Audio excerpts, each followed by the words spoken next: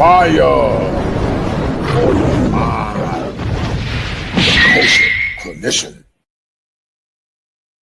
Come to YouTube? Like, what compels you to want to bring your skills and expertise and your perspective to YouTube? Excellent question. So there's an ego defense mechanism therein called sublimation. Sublimation means to take something bad and turn it into good. And every man that you know and not know have been through some type of crisis in their life. But I felt like there was an undervaluation of the need to affirm and address some of the struggles and the pains that men continue or have continued or still are going through now. I've always said, Darren, that a hopeless man is a broken man, and a broken man is very dangerous. And, I've been through my own traumas, lies, manipulations, setups, setbacks. And I want to create a space that more or less hearkened to some of the talking points of the manosphere. But I'm not necessarily a manospherian. I'm an adjacent, meaning I've been advocating for boys and men since doing seminal work at UNC Chapel Hill. I've been doing this since my graduate school days. But also I've been an advocate for boys even back when I was a teacher, as a special ed teacher. So I wanted to create an environment where I can more or less take urban topics, Darren, and more or less inculcate them to clinical conversations. If you talk about clinical conversations and don't know how to sell it, then it doesn't make sense. I'll give you an example. There are many treatment models that therapists use, but there's research that says that even though the treatment model can be highly efficacious, many therapists don't know how to sell it. Therefore, it's not that the evidence or the science is invalid, but many people don't know how to sell it. So I said, let me take urban topics and somewhat blend them into more or less clinical conversations to more or less add more nuance to what's going on in the broader world and to help men understand and see what their worth is. I advocate for men, but also like traditional Black women that are trying to get on the program with the men that they love. But unfortunately, Darren, I don't feel that the majority, not all, have been trained to be wives. And not only that, I don't think a lot of young Black men or men in general have not been trained or taught how to lead properly. Not because they're doing anything wrong per se, but they tend to compromise their power based on social engineering, but also indoctrination by perhaps the family systems they were brought into, like the son husband, or by lack of having a father, a masculine father in the home to guide them. Because you can have a father in the home, but that father in the home might not be a masculine man. So he's still a mental unit. We create a lot of mental eunuchs in the West, and these men don't know how to stand on business, but not only they don't know how to stand in power. Man, that's pretty deep. And every time I connect the dots, for some reason, I always find my way back to how they were raised. Yes. Whether or not they was brought up to be leaders for men and for women, whether their parents even prioritize the necessary qualities to obtain and be a wife. So yeah, that is where we're dropping the ball at. So I'm gonna give you some questions. Sure. And you just answer with the best of your ability. There's no right or wrong to it. It's just trying to pick your brain. And I always appreciate wisdom from the OGs. You know what I'm saying? Who've been here longer than me to spread some wisdom. There's some other brothers on here that could benefit for this. Shout out to Dating and Marriage support in the chat for pulling up. So the first question is, if so many women say they want stable, long-term relationships, why do they routinely overlook the men who are most willing to offer that? Excellent question. There are many factors that we can look at. Some of it's sociological.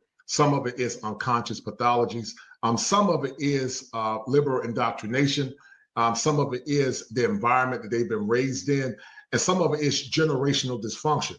I've always said, Darren, that if a person fails to plan, that they are planning to fail.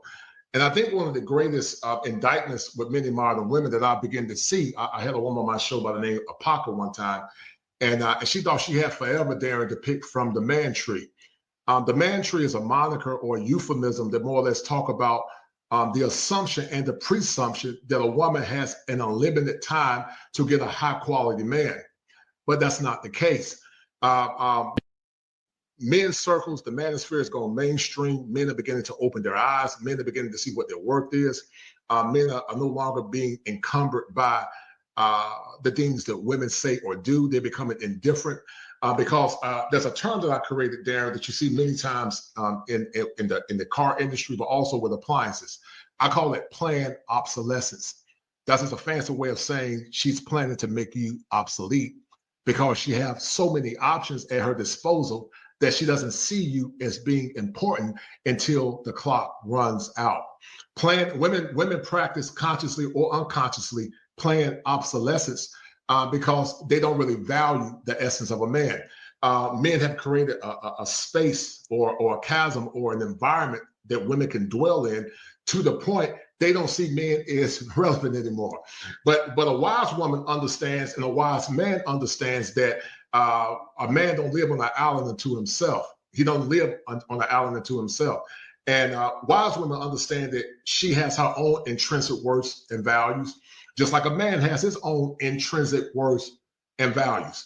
But they don't see men as being valuable because so many men don't know what their power is, and they fall into that negative thought process, which is highly pathological. And also because men have low self-esteem. A lot of American men have very low self-esteem because Harriet Tubman said, "Darren, if I could have freed a lot more men." Well, she was talking about it in slave terms, but she said I could have freed a lot more if they did not already know that they are slaves. Many American men think they are free, but they're not free. They're still slaves to gynocratic thought, and they're still slaves there to gynocratic indoctrination. My job many times is to free men from that gynocratic thought and to break those schemas that they have. A schema is a word that we use in the clinical. It talks about a core belief that they hold or have more or less held about themselves. And so they just feel that that men are going to be around forever, that their value is higher than a man's value. But when I travel extensively, I'm there into Brazil, and when I travel also to the Dominican Republic, they don't have all the luxuries that we have in America. And so they value their men because they understand the importance of protection. But not only that, the women in that country, they compete because there's so much beauty density. Foreign women understand that the women in those countries are beautiful. And a lot of those Latin men, they don't care. They have 5, 10, 15 different women on the side, especially if they got money and resources. But many men in the West don't realize how much power that they have because they have been psychologically manipulated by this current zeitgeist that we have, or this current culture or the spirit of this age, that they are irrelevant, that they don't have any value. And I think that a lot of modern women have been conditioning them to feel that way, and therefore they end up losing out because they don't understand that intrinsically, Darren, that power never conceded to anything without a struggle. It never have, and it never will. And once a man realizes how much power that he's no longer encumbered by her fickle whims, her narcissistic traits that she might have. Some of them, there's some good women that are listening, so shout out to the good women.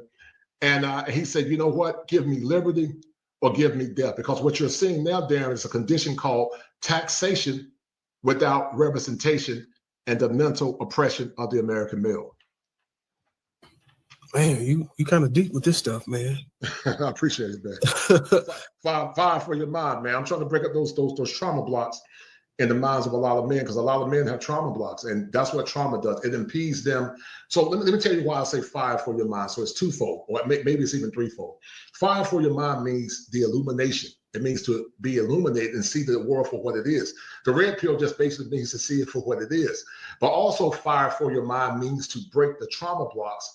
We call it EMDR. That's a intervention that you can use to break those trauma blocks that a lot of men have, because sometimes trauma impedes the synapses, the neurons of the brain from firing properly. So once those blocks are broken, then you begin to see things for what it is, and now your mind is calibrated so you can move forward in a direction that's not consistent with the minimization of masculinity, a condition that we currently have in this current world called America. Okay, then. So do you think the average man today is truly valuable? Oh, yes, he's definitely valuable. Or is he just invisible because he doesn't fit what most women want? Because the average man is not getting the results that he actually wants. That's a great